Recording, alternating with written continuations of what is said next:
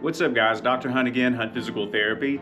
So in my practice, the two primary sources of back pain and radiating pain down the extremity are bulging disc, which we've talked about, but the other condition is called stenosis. And so you see this more in people middle age and above, and stenosis is a fancy word for closing. And so what happens is, especially after midlife, we lose some of the height in the spine. The disc, the intervertebral disc, it's made mostly of water, it dehydrates. Also the cartilage between the joints of the spine, that thins out.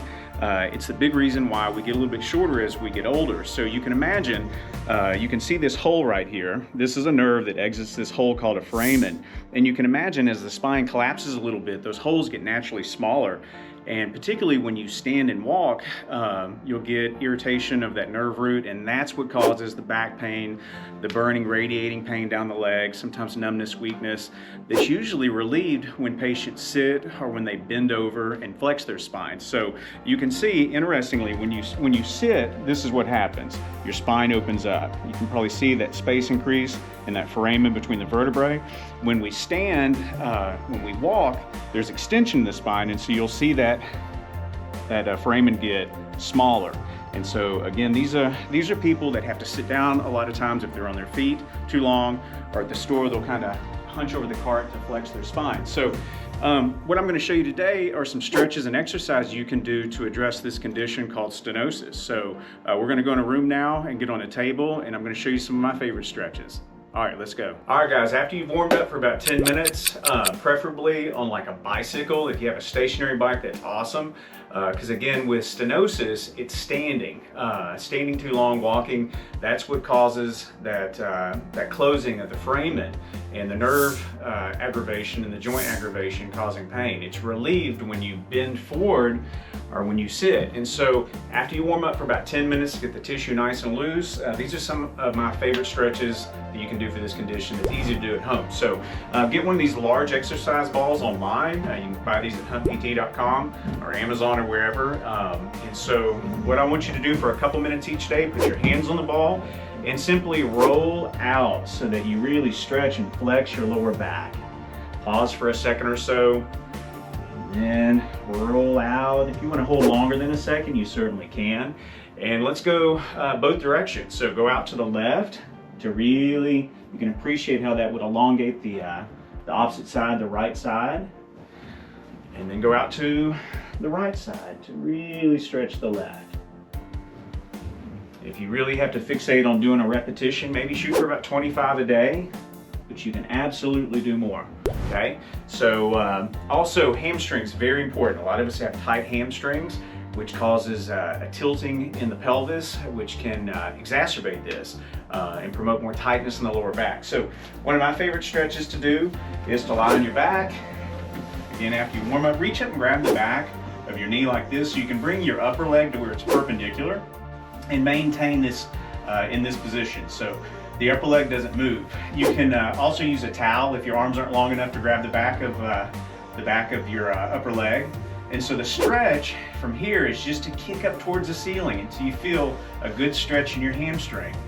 You should be able to get your leg pretty straight. A lot of people are really tight and they'll stop here, and that's fine. So each day, work on getting that leg a little bit higher. And so you don't really have to hold this too long.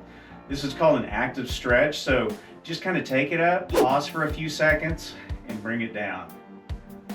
And again, shoot for about 25 of these a day. Of course, you're going to do both sides just for symmetry. And you'll notice as the days go by, that leg getting more and more straight up towards the ceiling. Okay, the last stretch I'm going to show you is a stretch you can do on the side of your bed. Okay, it's really good for getting the lower back. So when you do this, kind of lie diagonal on the table. So what I mean by that is the top of your trunk will be shifted back and your legs will be in line with your body, but they'll be down at an angle. Okay, so you'll see when I get in this position. So to stretch the right side, you basically hook your right foot behind your left knee like that, and then just kind of rotate off the table. As your lower body's going off the table, then rotate in your upper trunk to the opposite side to feel that stretch really good on the right side. Okay. Switch ends of the table to demonstrate on the left side. again, you want to be extended backwards a little bit in your trunk. Okay, hook your left leg behind your right knee. And then as the lower part of your body rotates off the table, rotate your upper trunk back towards the opposite side.